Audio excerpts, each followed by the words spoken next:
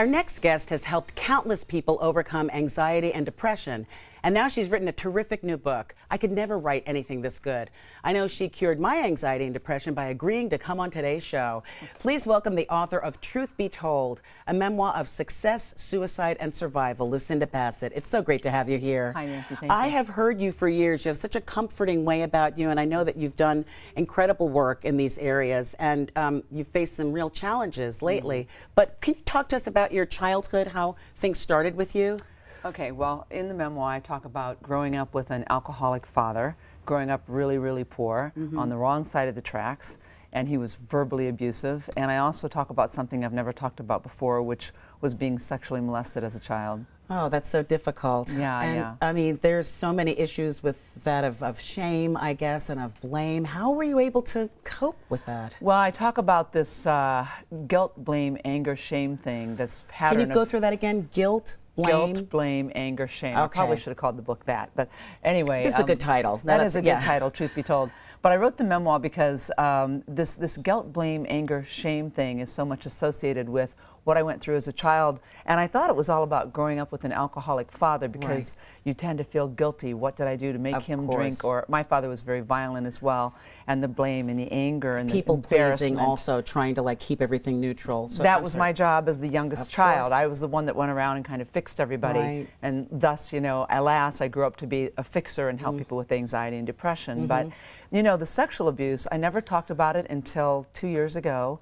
And it was in therapy and talking about my husband's death that the therapist said, "Have you ever been sexually abused?" And that's the guilt, blame, anger, and shame associated with that is horrific. And so when I finally came to terms with that a couple of years ago, and I thought, wow, I had anxiety and panic disorder, and I grew up to be someone I've helped over 1 million people overcome that.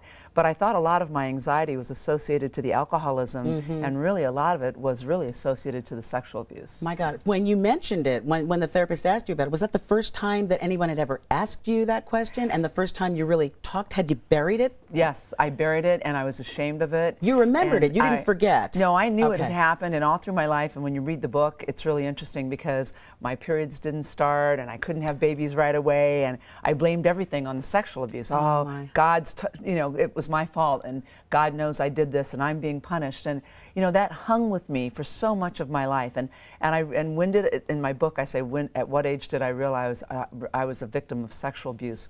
55. Oh my goodness. And I really never thought about it like that, but I was a victim.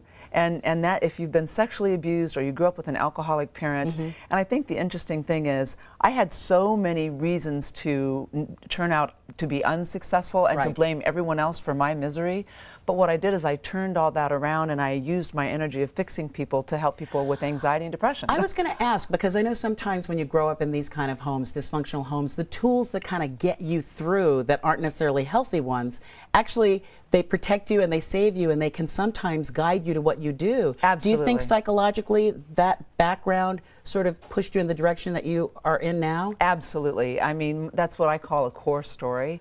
And so when you go through difficult things in your life, I really kind of believe that it's life's way of training you for your future. And you can decide that you're going to use that productively or that you're going to spend the rest of your life miserable and saying, the reason I'm not successful is because of my past. And I decided to say, hey, the reason I'm successful is because of my past. Wow. That's what got me here. And I'm one of those people that, you know, I'm a happy person anyway, but I'm going to take what I learned, and I believe it's my mission to take what I've learned and show other people how to use it in their lives to have a better future. Well, and you're also funny. I can tell just from talking to you. I mean, that the humor can also be a savior and a real something as a survival tool as well. I mean, what are you going to do? You know, you can say, hey, look, I've been through all of this. I mean, I grew up poor. I had an alcoholic father.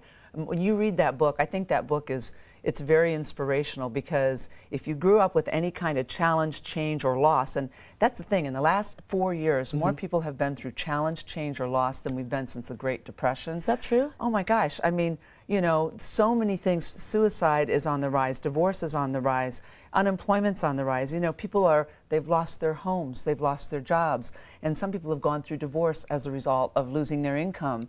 So in the last 4 years, a lot of people have experienced extreme challenge, change, and loss, and that's another reason I wrote the book. It's like, if somebody would have given me a roadmap and said, how do you get through this horrific experience that you've been through? I went looking for books to get myself through the last 4 years that, that I've been through, and there wasn't anything, and that's why I wrote this book.